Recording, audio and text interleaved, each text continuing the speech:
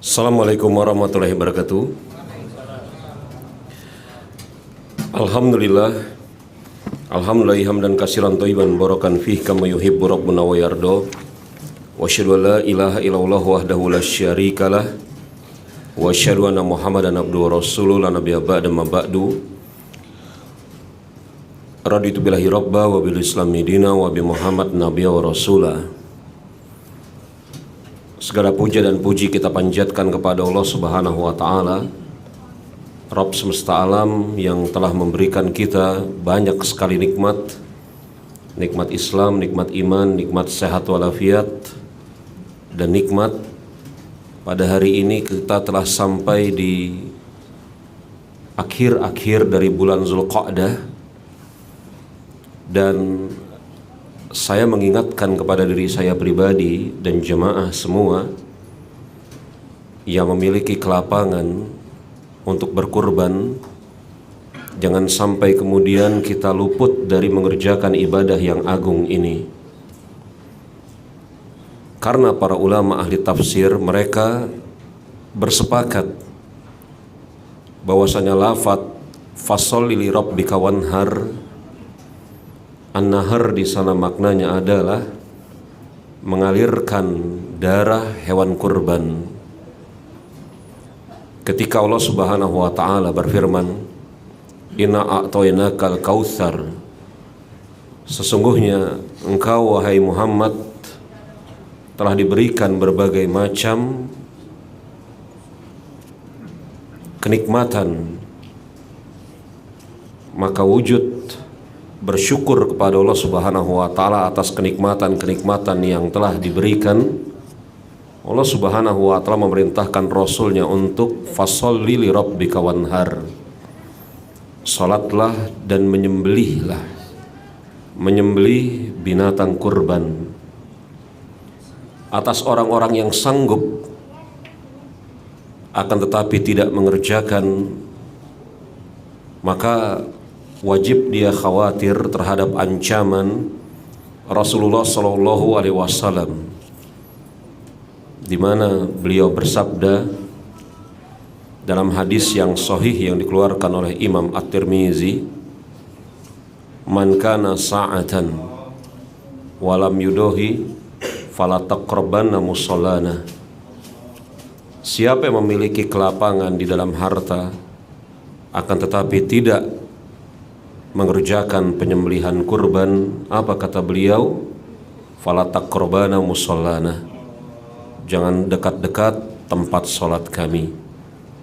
Ancaman yang sangat keras dari sisi Rasulullah atas orang-orang yang memiliki kelapangan tetapi tidak menyembelih kurban. Dan kalau kita lihat, untuk sementara kita tinggal tunggu pengumuman dari pemerintah, maka insyaallah ta'ala hari raya Idul Adha jatuh pada hari Kamis di tanggal 29. Nanti untuk tepatnya kita tunggu pengumuman dari pemerintah.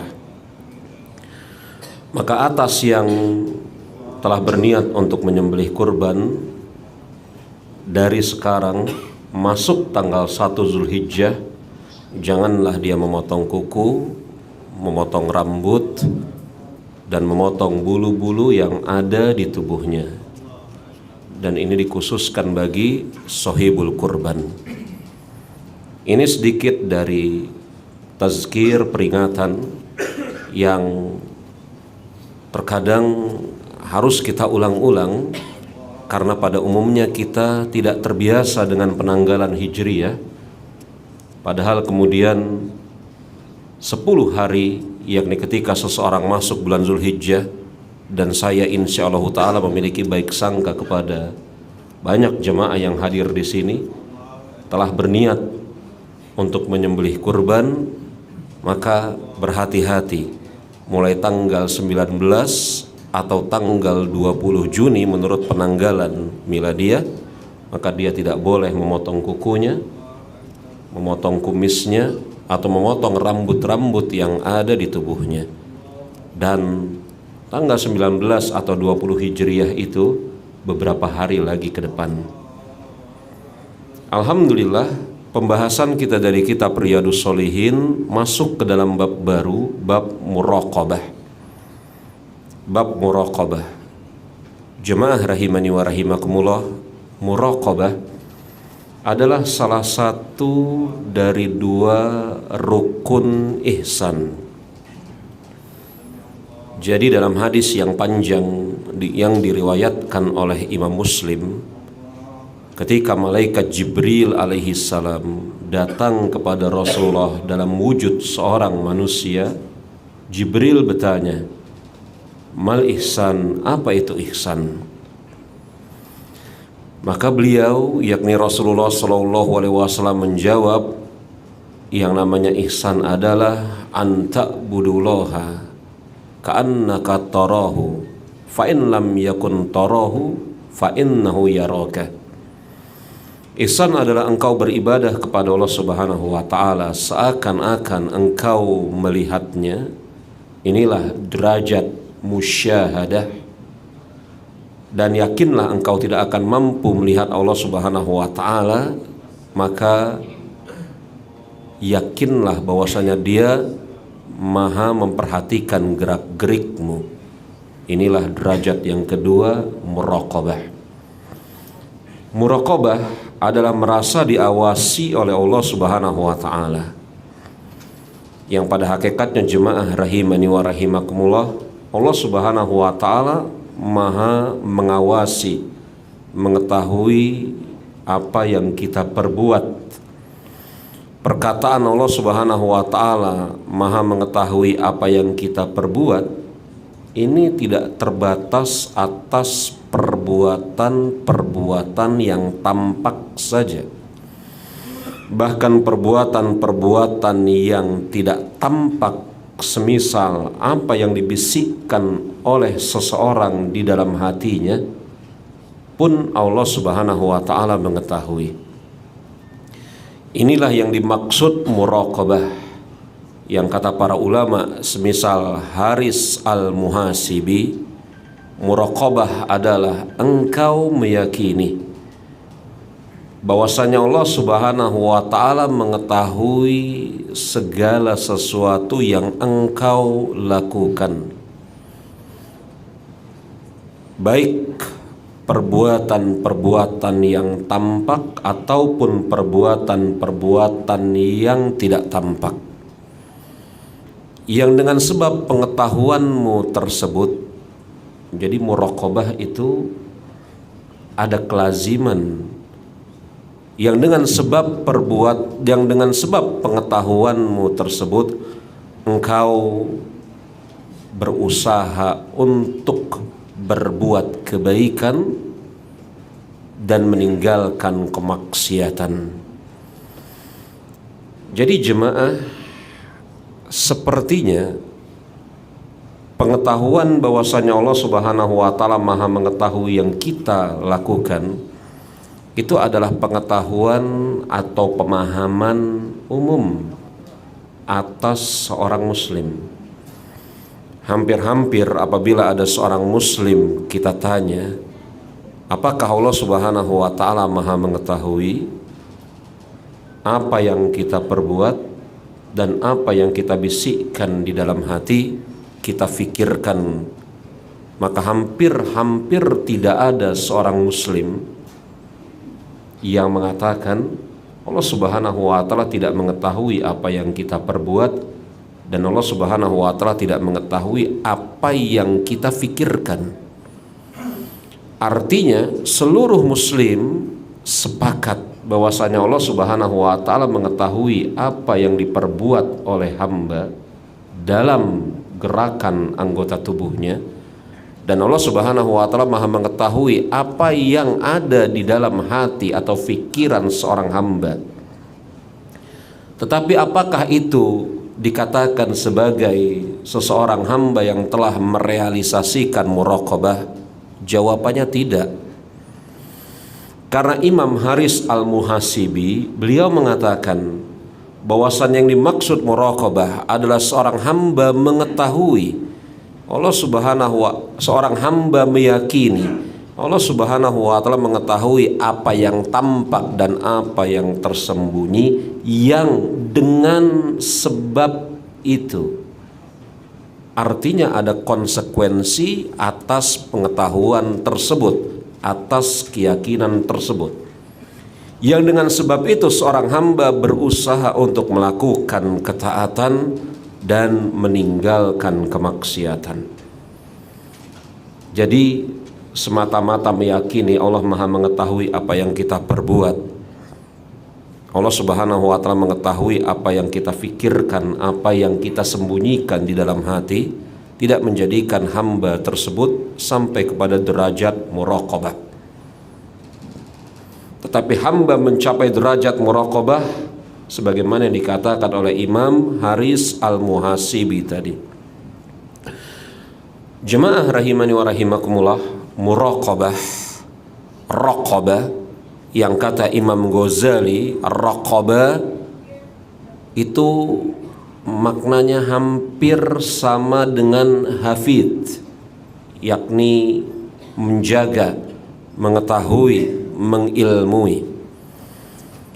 Makanya para ulama ketika menjelaskan makna raqib dan atid, raqib dan atid di dalam Al-Qur'anul Karim, maka yang dimaksud raqib di sana itu satu akar kata dengan raqabah, yakni Allah Subhanahu wa taala Maha mengetahui apa yang diperbuat oleh seorang hamba. Dalil-dalil dalam Al-Qur'an maupun hadis Rasulullah SAW yang menjelaskan tentang seorang hamba seharusnya merasa diawasi oleh Allah Subhanahu wa taala itu banyak sekali. Di dalam awal kitab Muraqabah ini, Imam Nawawi bawakan beberapa ayat Al-Qur'an dan hadis-hadis Rasulullah SAW. Ayat yang pertama yang beliau bawakan adalah firman Allah Subhanahu wa taala di dalam surat Asy-Syu'ara ayat ke-218 sampai dengan 219, di mana Allah Subhanahu wa taala berfirman, allazi yaraka hinna taqum wa taqallubaka fis sajidin, yakni Allah Subhanahu wa taala yang melihatmu ketika engkau berdiri untuk sholat dan melihat pergerakan badanmu ketika engkau menuju sujud. Allah Subhanahu wa taala melihatmu ketika engkau berdiri untuk sholat dan melihat perubahan gerakan badanmu ketika engkau bergerak untuk sujud. Jemaah rahimani wa rahimakumullah, Allah Subhanahu wa taala berfirman kepada nabinya Muhammad alaihi salatu wassalam, yang dia mengatakan bahwasanya Allah, yakni dia azza wa jalla, melihatmu wahai Muhammad. Jadi lafaz allazi yaraka, yang dia melihatmu, yang dimaksud dia di sini adalah Allah Subhanahu wa taala. Melihatmu yang dimaksudmu di sini adalah Rasulullah sallallahu alaihi wasallam. Dia melihatmu wahai Muhammad ketika engkau dalam keadaan berdiri, dan perubahan gerakmu ketika engkau mengarah kepada sujud. Kalau kemudian Allah Subhanahu wa taala menjelaskan bahwasanya dia maha melihat apa yang diperbuat oleh Rasulnya, dan kita sama-sama mengetahui bahwasanya para nabi dan rasul tersifati sebagai sosok yang maksum, yang tidak berbuat dosa, yang sebagian ulama mengatakan andai, ini diandaikan mereka berbuat dosa, maka pasti Allah Subhanahu wa taala ampuni. Dan yang benar, para nabi dan rasul tidak berbuat dosa. Walaupun memang ada khilaf apakah mungkin para nabi dan rasul berbuat dosa, tetapi yang benar konsekuensi dari sifat maksumnya para nabi dan rasul, mereka tidak berbuat dosa, dijauhkan oleh Allah Subhanahu wa taala dari kemungkinan berbuat dosa. Kalau para nabi dan rasul, apalagi Nabi Muhammad alaihi salatu wassalam, sosok nabi terbaik, dikatakan oleh Allah Subhanahu wa taala bahwasanya dia melihatmu wahai Muhammad.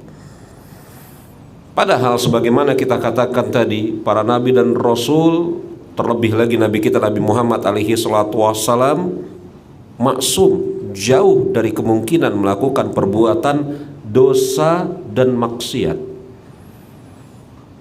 Kalau para nabi dan rasul saja dikatakan yang melihatmu ketika engkau berdiri, maka sudah barang tentu ayat ini lebih cocok untuk selain mereka. Yang melihatmu ketika engkau berdiri untuk sholat dan melihat perubahan gerakan badanmu di antara orang-orang yang sujud.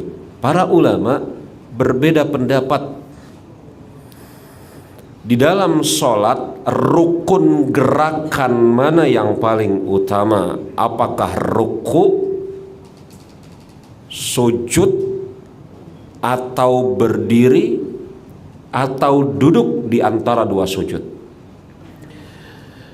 Gerakan secara umum di dalam sholat itu ada 4. Berdiri, ruku itu yang kedua, sujud itu yang ketiga, dan duduk, baik duduk di antara dua sujud atau duduk tasyahud awal maupun tasyahud akhir, duduk. Para ulama berbeda pendapat mana yang paling utama dari gerakan-gerakan di dalam sholat. Tapi pendapat mereka mengerucut kepada 2 pendapat. Yang pertama, yang paling utama gerakan di dalam sholat adalah ketika seorang hamba berdiri. Dan pendapat kedua, yang paling utama gerakan di dalam sholat adalah ketika hamba sedang sujud. Dan 2 pendapat tersebut adalah pendapat yang disebutkan oleh mayoritas ulama, dan mereka berdalil dengan ayat ini. Ketika Allah Subhanahu wa taala mengatakan, ketika engkau berdiri untuk sholatmu dan ketika engkau sujud di antara orang-orang yang sujud. Hanya disebutkan 2 di dalam ayat ini, berdiri dan sujud. Maka sebagian ulama mengatakan gerakan yang paling utama di dalam sholat adalah ketika seseorang berdiri, karena di sana ada rukun sholat yang paling besar, yakni ketika seseorang hamba membaca apa?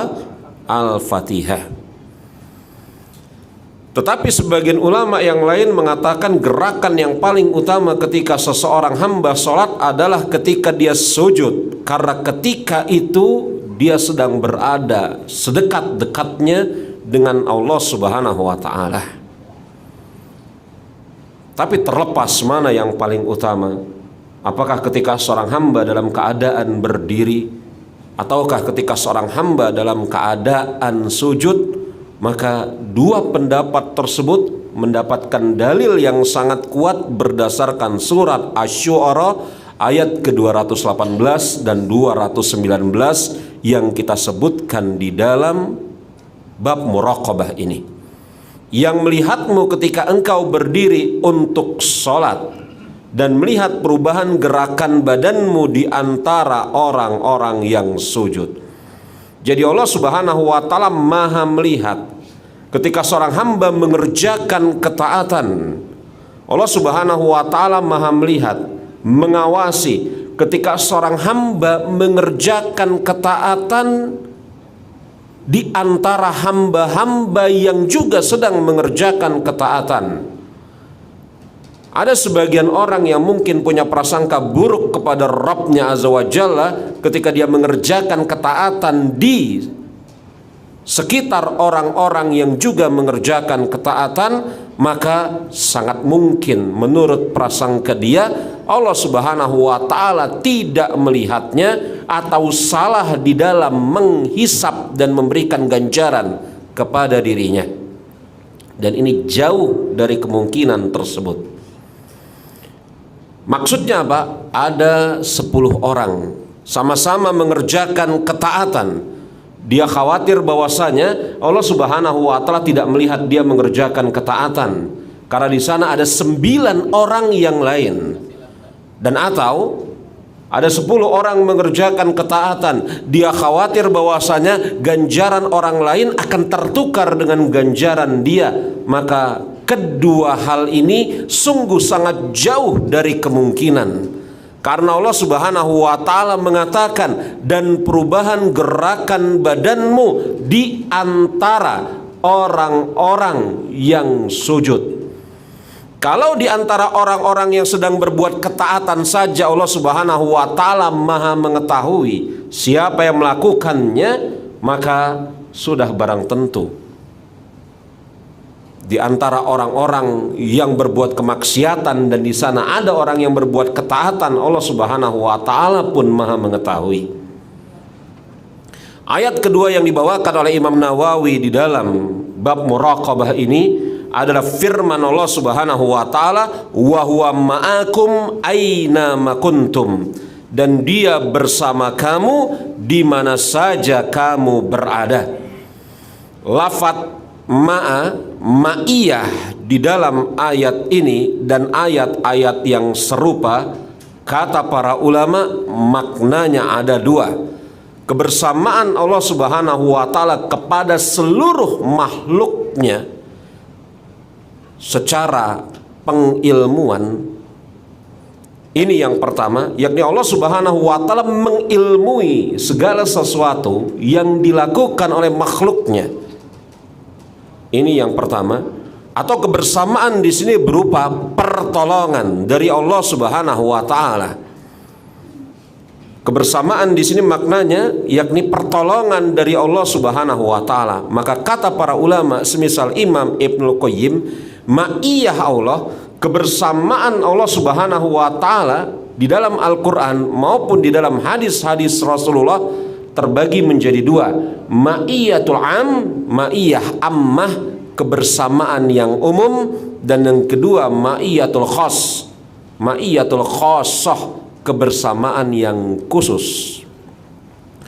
Kebersamaan yang umum yakni Allah Subhanahu wa ta'ala bersama seluruh manusia dengan ilmunya, dengan pengetahuannya, dengan pengawasannya di mana saja manusia itu berada. Ini ma'iyah am. Adapun ma'iyah khas yakni Allah Subhanahu wa ta'ala menolong, menjaga, menguatkan hamba-hambanya yang Allah Subhanahu wa ta'ala pilih. Itulah ucapan seseorang kepada temannya yang berada di dalam gua, di mana orang yang berucap adalah Rasulullah sallallahu alaihi wasallam dan temannya tersebut adalah Abu Bakar As-Siddiq radhiyallahu anhu. Apa kata Rasulullah sebagaimana disebutkan oleh Allah Subhanahu wa ta'ala, la tahzan innallaha ma'ana. Jangan engkau takut, janganlah engkau sedih, janganlah engkau gundah wahai Abu Bakar, sesungguhnya Allah Subhanahu wa ta'ala bersama kita.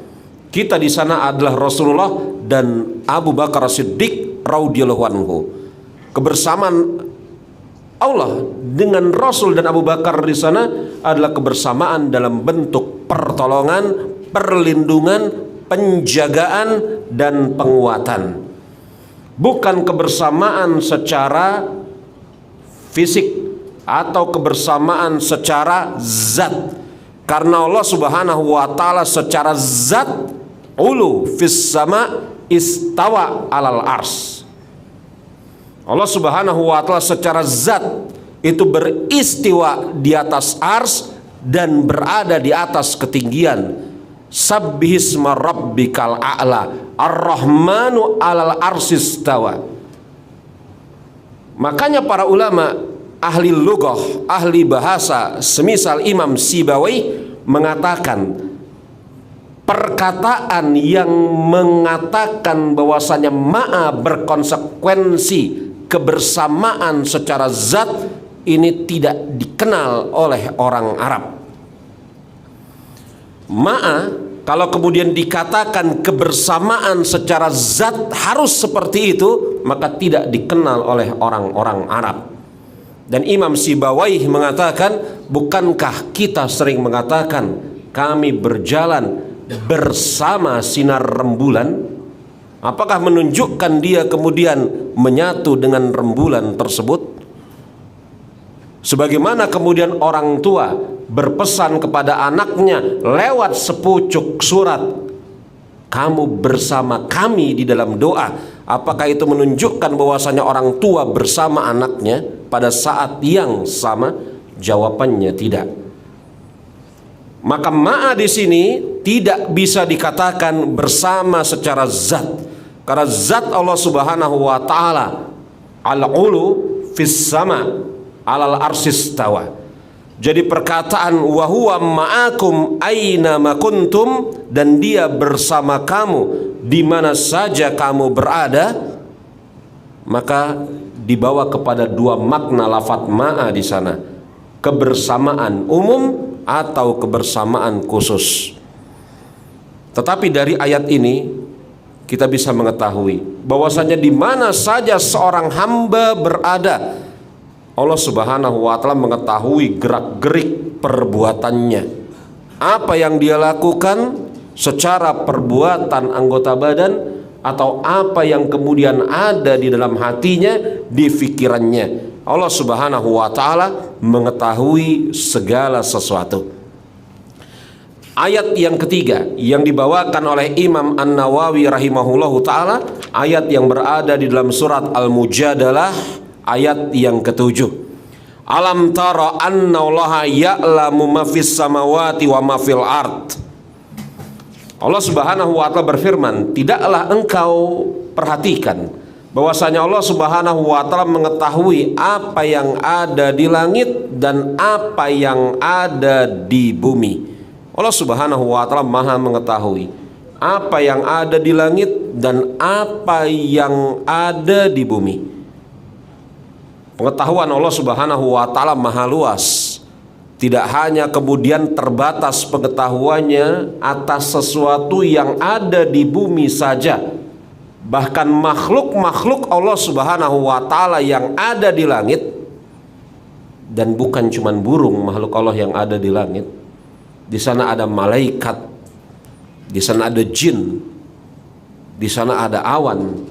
Segala sesuatu yang ada di langit masuk ke dalam pengetahuan Allah Subhanahu wa taala. Tidakkah engkau perhatikan bahwa Allah Subhanahu wa taala mengetahui segala sesuatu yang ada di langit dan yang ada di bumi? Lafadz bumi ketika dimutlakkan, maka segala sesuatu yang ada di bumi termaksud lautannya.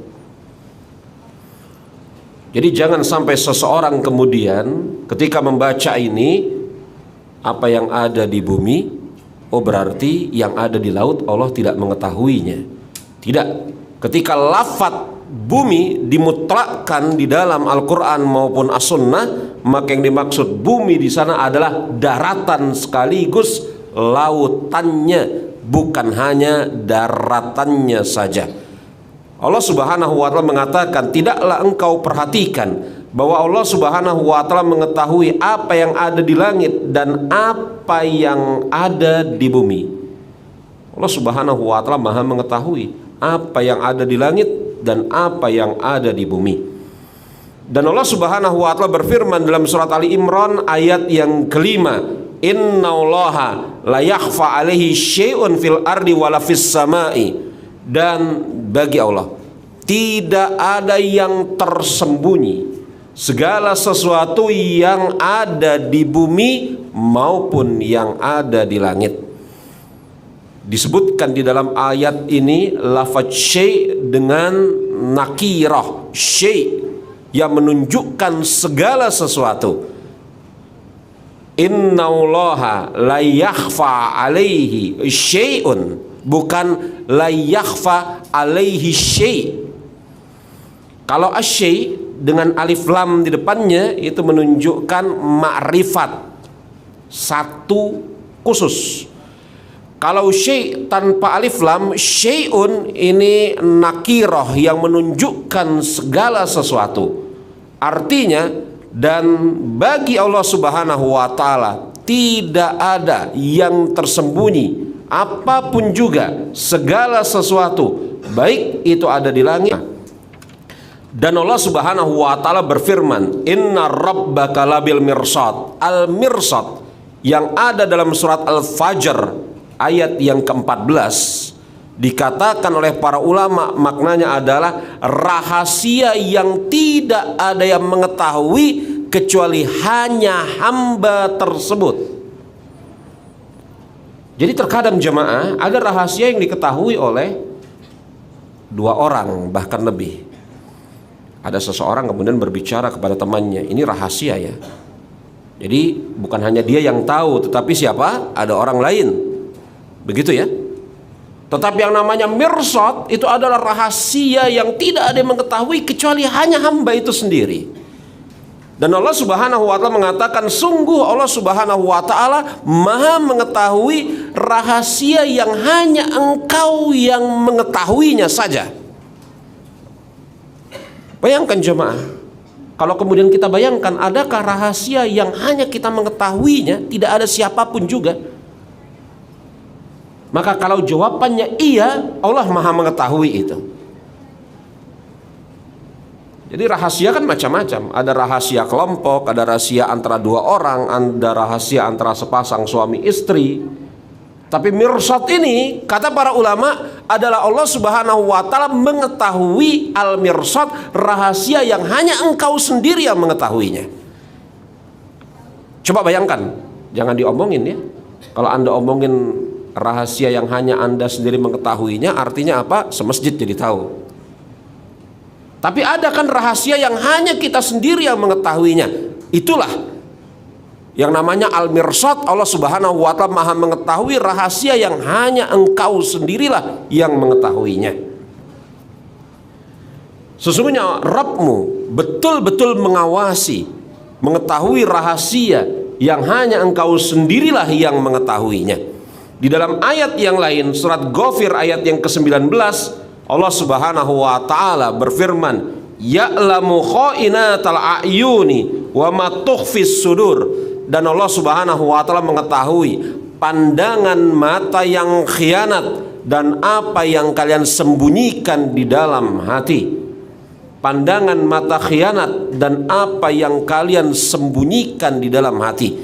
Ayat ini menunjukkan kepada kita bahwasanya Allah Subhanahu wa taala Maha mengetahui bahkan apa yang ada di dalam hati manusia.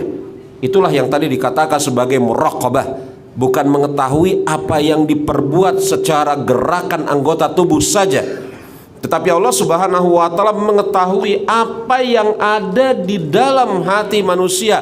Dan yang menakjubkan dari ayat ini, kata para ulama, atas orang-orang yang memiliki basirah, kesucian hati, dia bisa melihat pengkhianatan seseorang dari matanya. Karena Allah Subhanahu wa taala mengetahui, dia mengetahui pandangan mata yang khianat. Artinya pengkhianatan itu bisa muncul dan nampak dari mata. Jadi pengkhianatan itu bisa muncul dan tampak dari mata. Iya, pengkhianatan itu, dan ini saya rasa ya, hal-hal seperti ini dipelajari dengan baik oleh para aparatur negara ya. Semisal polisi, tentara, mereka mempelajari ini. Mengetahui gerak-gerik, oh orang ini kok seperti itu gerak-geriknya, jangan-jangan ada sesuatu yang dia sembunyikan. Ini dipelajari dengan baik oleh aparatur negara. Ya. Jadi dia bisa mengetahui. Dan sebenarnya jemaah, apa yang dipelajari oleh orang-orang aparatur negara dan orang-orang yang memang memiliki kepentingan untuk mempelajari perkara ini, itu telah diisyaratkan oleh Allah Subhanahu wa taala. bahwasanya Allah Subhanahu wa taala mengetahui pandangan mata yang khianat. Artinya jemaah, mata itu bisa menunjukkan bahwasanya pemiliknya sedang berkhianat. Bagaimana caranya? Oh, kita nggak tahu karena kita belum mendalami ilmunya. Saya dan Anda mungkin nggak tahu ya. Pandangan mata kita ini ya seperti ini saja. Tapi atas orang-orang yang kemudian memang mengasah kemampuannya untuk itu dan diberikan basirah pengetahuan oleh Allah Subhanahu wa taala, maka gerak-gerik orang, pandangan matanya, ucapannya, tutur katanya, pemilihan katanya, bahkan dia bisa mengetahui orang ini sedang ini, orang ini sedang itu, orang ini sedang itu. Dan ini sebenarnya telah dipelajari oleh ulama dari zaman dahulu kala, kurang lebih sekitar 1000 tahun yang lalu dalam ilmu firasat, ilmu firasat. Jadi ada buku-buku yang menjelaskan perkara ini, ilmu firasat, ilmu firasat. Ini bukan firasat dalam artian apa menerka-nerka, tetapi memperhatikan apa gestur, gerak, perbuatan, tutur kata, ucapan, tingkah laku, gerak-gerik. Oh, dia ini sepertinya kayak gini. Ya, dan itu dipelajari oleh ulama kita, dan bukunya saya pernah lihat bukunya ada yang diterjemahkan sebagiannya. Dan ini bukan ilmu sihir, beda ya. Allah Subhanahu wa taala berfirman, dan dia mengetahui pandangan mata yang khianat dan apa yang tersembunyi di dalam dada. Jadi kalau kemudian ayat-ayat ini kita kumpulkan, yang sudah kita baca tadi ada beberapa, maka kita akan mengetahui jemaah rahimani wa rahimakumullah, Allah Subhanahu wa taala menjelaskan bahwasanya Dia Maha mengetahui, menyaksikan, mengawasi hamba-hambanya dengan 4 cara. Cara yang pertama, terang-terang Allah Subhanahu wa taala mengatakan Dia melihat. Sebagaimana firman Allah Subhanahu wa taala, allazi yaraka, yang mana Dia yakni Allah Subhanahu wa taala melihat engkau. Yang kedua, Allah Subhanahu wa taala mempergunakan lafadz ma'a, di mana contohnya wa huwa ma'akum aina ma kuntum, untuk menjelaskan bahwasanya Allah Subhanahu wa taala Maha mengawasi, memperhatikan hambanya. Yang ketiga, Allah Subhanahu wa taala mempergunakan lafadz la yakhfa, tidak ada yang tersembunyi. Sebagaimana Allah Subhanahu wa taala berfirman, innallaha la yakhfa alaihi syai'un fil ardi wala fis sama. Yang keempat, ketika menjelaskan bahwasanya Allah Subhanahu wa taala Maha mengetahui apa yang diperbuat, dilakukan oleh hamba-hambanya, Allah Subhanahu wa taala jelas-jelas mempergunakan lafadz ilmu, ya'lamu khainata. Jadi ada 4 cara Allah Subhanahu wa taala menjelaskan bahwasanya Dia Azza wa Jalla Maha mengetahui, mengawasi, memperhatikan gerak-gerik hamba-hambanya dan apa yang disembunyikan di dalam hati hamba-hambanya. Ada 4. Yang pertama dengan lafadz melihat, yang kedua dengan lafadz ma'a, yang ketiga dengan lafadz tidak tersembunyi, dan yang keempat dengan lafadz ilmu, yang menunjukkan kepada kita pengawasan Allah Subhanahu wa taala maha sempurna. Lalu buat apa seorang hamba mengetahui bahwasanya pengawasan Allah Subhanahu wa taala maha sempurna? Sebagaimana kata Imam Haris Al-Muhasibi tadi, agar kemudian dengan pemahaman, dengan keyakinannya tersebut, dia mengerjakan ketaatan dan menghindarkan diri dari kemaksiatan. Karena pada hakikatnya jemaah, tidak ada yang tidak Allah Subhanahu wa taala ketahui. Tidak ada yang tidak Allah Subhanahu wa taala ketahui. Baik kemudian seseorang sembunyikan serapat mungkin, baik itu berada di dalam lautan yang terdalam atau langit yang tertinggi, baik rahasia itu hanya Dia yang mengetahui, semuanya Allah Subhanahu wa taala mengetahuinya. Maka dengan keyakinan ini, maka diharapkan kemudian seorang hamba bisa bersikap lurus dalam setiap keadaan. Karena benteng ketaatan yang paling kuat, kata Imam Ghazali rahimahullahu taala, adalah pemahaman seorang hamba bahwasanya Allah Subhanahu wa taala Maha mengetahui apa yang dia lakukan. Ada seseorang bertanya kepada Imam Ghazali, apa yang paling kuat di dalam memotivasi seorang hamba untuk mengerjakan ketaatan dan menjauhkan diri dari kemaksiatan? Kata Imam Ghazali, engkau mengetahui bahwasanya Allah Subhanahu wa taala mengawasimu. Makanya ada seseorang bertanya kepada Zunnun al-Misri, bukan bertanya lebih tepatnya, tetapi memohon pendapat kepada Zunnun al-Misri di mana dia bisa mencuri yang tidak diketahui oleh Allah. Ya, di mana dia bisa mencuri? Di mana, di permukaan bumi mana dia boleh mencuri? Orang ini bertanya kepada Zunnun al-Misri, kapan saya boleh mencuri? Di permukaan bumi mana saya boleh mencuri? Kata Zunnun al-Misri, ma'ruf ini, engkau boleh mencuri di tempat di mana Allah Subhanahu wa taala tidak mengetahui keberadaanmu. Maka sadarlah orang ini bahwasanya tidak ada tempat di atas muka bumi ini yang Allah Subhanahu wa taala tidak mengetahui keberadaannya. Kapan saya boleh mencuri?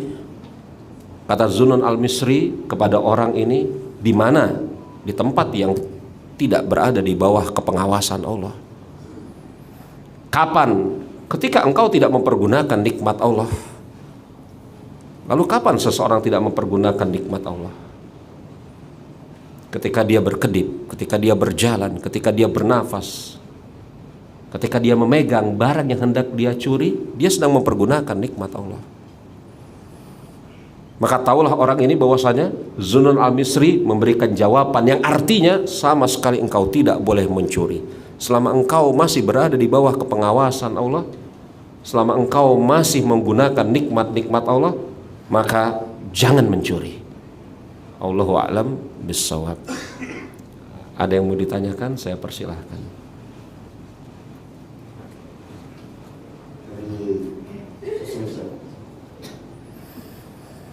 Assalamualaikum Ustaz. Waalaikumsalam warahmatullahi Saya wabarakatuh. memiliki tabungan untuk menyembelih Apa? kurban. Saya memiliki tabungan untuk menyembelih kurban. Cuman saya sama istri masih mikir-mikir karena tabungan itu buat dana berobat atau lain-lain. Apakah anak termasuk atau terkena dalam hadis yang diancam oleh Rasulullah SAW, jangan mendekati masjid kami? Pertama, hadis yang saya bawakan tadi, di mana Nabi kita Nabi Muhammad alaihi salatu wassalam bersabda, "Man kana sa'atan walam yudohi fala taqrabana musallana." Siapa yang memiliki kelapangan dan dia tidak menyembelih binatang kurban, maka jangan dekat-dekat dengan tempat sholat kami.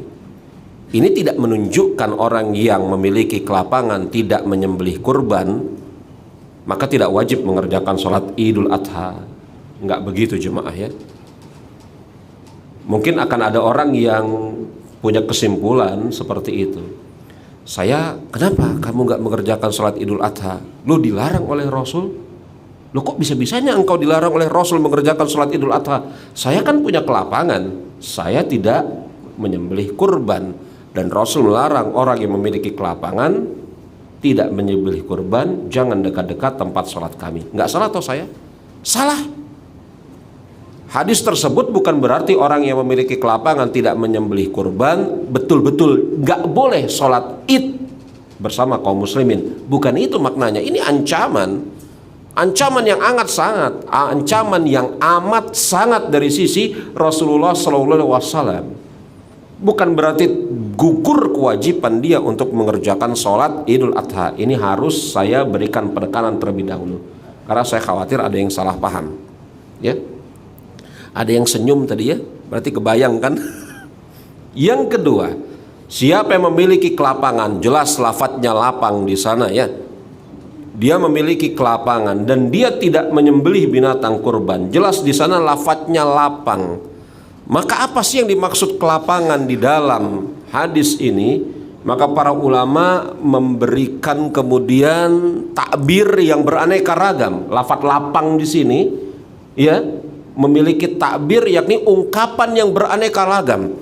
Ada yang mengatakan lapang itu maknanya adalah A, ada yang mengatakan lapang maknanya adalah B, ada yang mengatakan lapang maknanya C. Tapi ada sebagian ulama mengatakan lapang itu maknanya adalah dia memiliki perbekalan setelah mengeluarkan dana untuk membeli hewan kurban minimal 1 hari ke depan. Anda bayangkan. Jadi kalau kemudian dia punya uang misalnya 3 juta 100.000, 3,1, dia punya uang 3 juta 100 gitu ya.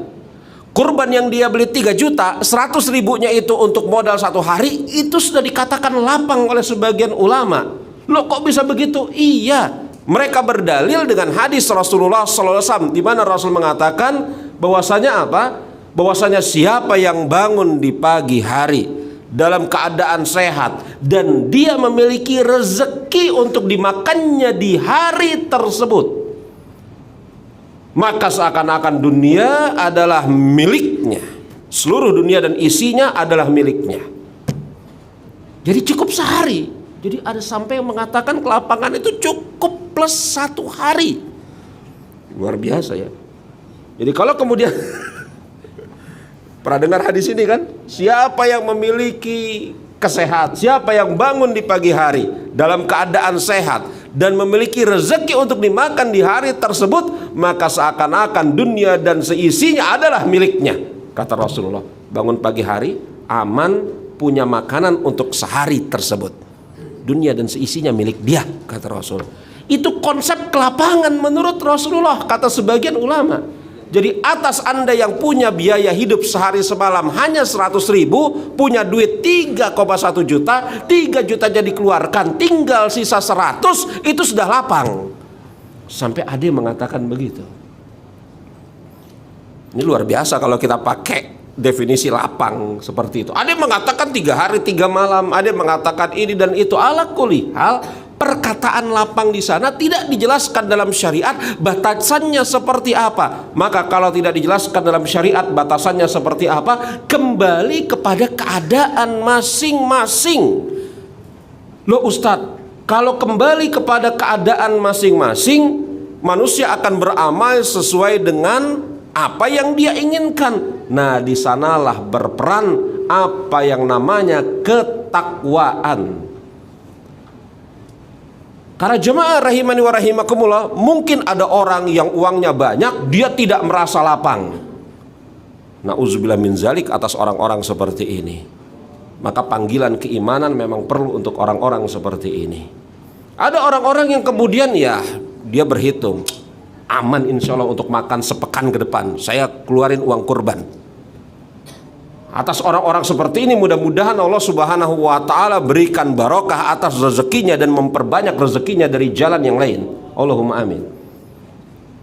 Lalu kalau kemudian orang seperti ini dia khawatir karena memiliki tanggungan untuk biaya berobat, mungkin dia atau istrinya, maka jawaban saya jemaah, berobat tersebut adalah sesuatu yang memang mesti dan telah diketahui kapan dikeluarkannya.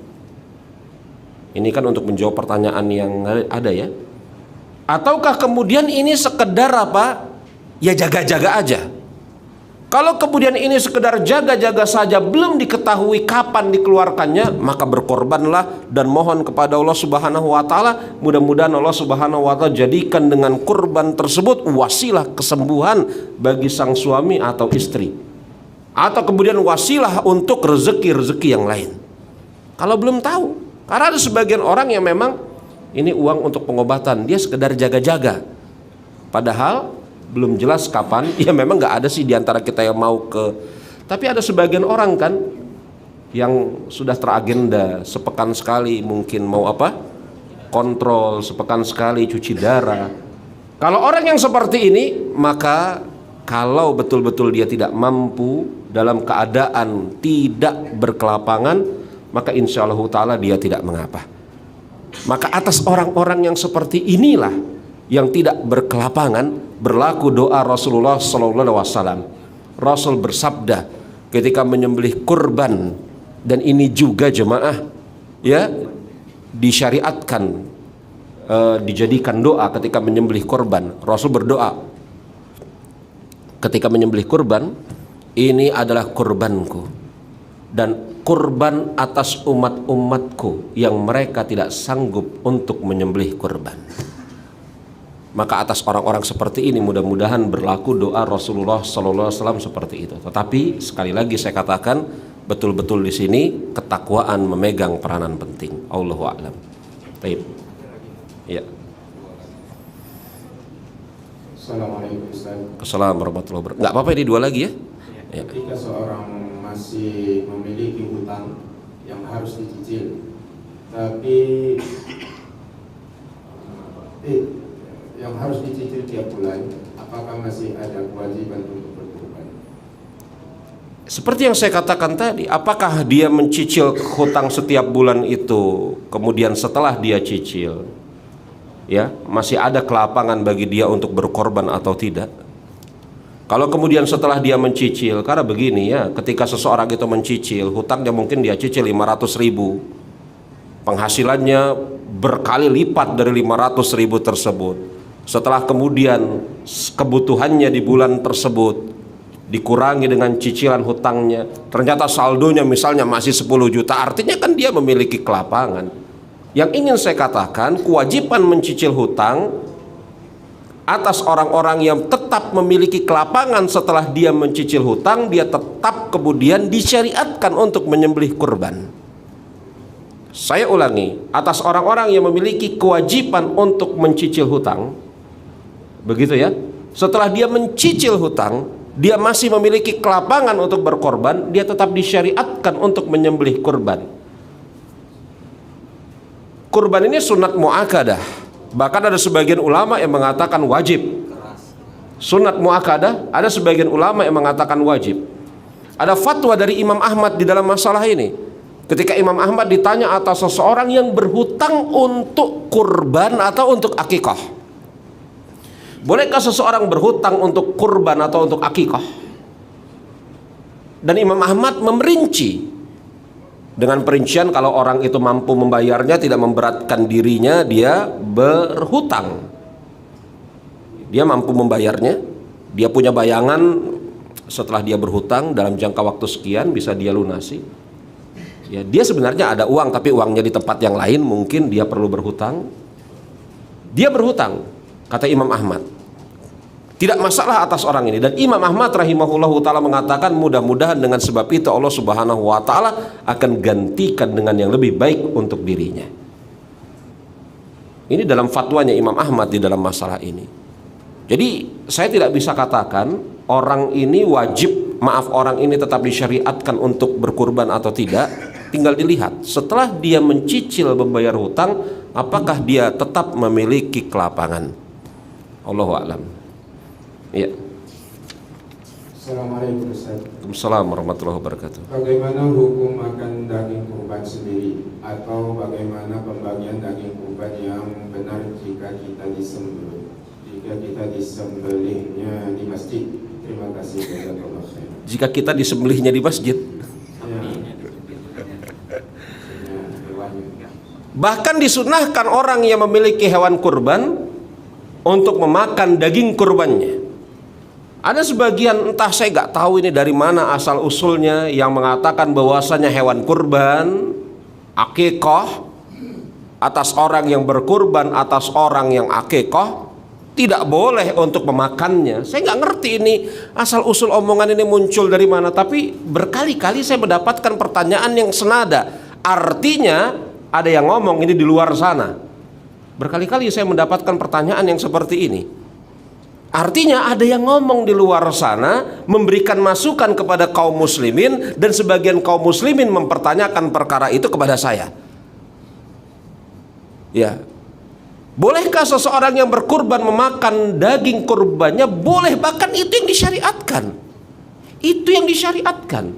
Loh Ustadz, ini kan dia sudah mengeluarkan uang untuk membeli hewan kurban, dia niatkan untuk Allah subhanahu wa ta'ala, ganjaran pahalanya.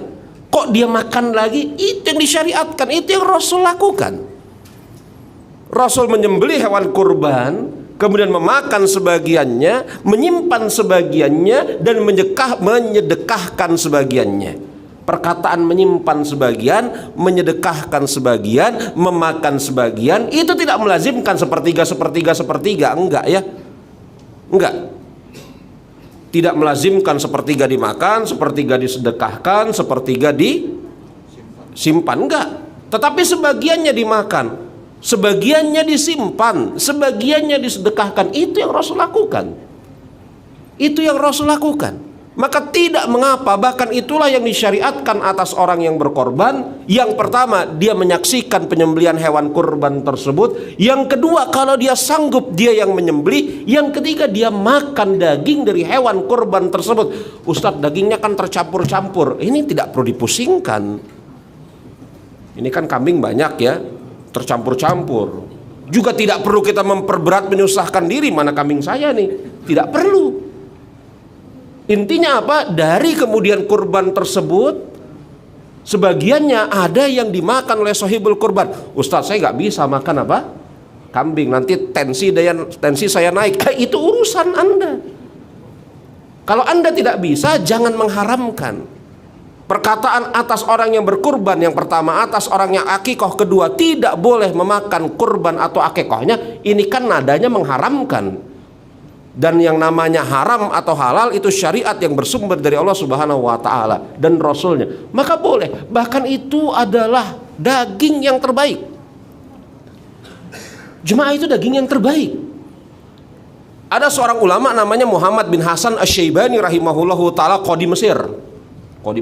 Dia badannya gemuk, besar badannya. Yang kata Imam Syafi'i, saya tidak pernah melihat orang segemuk ini dan sepandai ini kecuali Muhammad bin Hasan Asy-Syaibani. Badannya gemuk, besar, tinggi. Saya tidak pernah melihat ada orang segemuk ini dan sepandai ini. Ini pujian dari Imam Syafi'i, orang ini pandai gitu ya. Pandai, pintar, qadi, hakim agung di Mesir. Jadi ketika kemudian yakni apa? Murid-muridnya Imam Abu Hanifah itu ada di antara mereka, murid-muridnya Imam Abu Hanifah ada yang akikoh ya. Maka kemudian Muhammad bin Hasan Asy-Syaibani ini makan. Banyak makan. Diperhatikan, kok kayak gini ulamanya makannya banyak.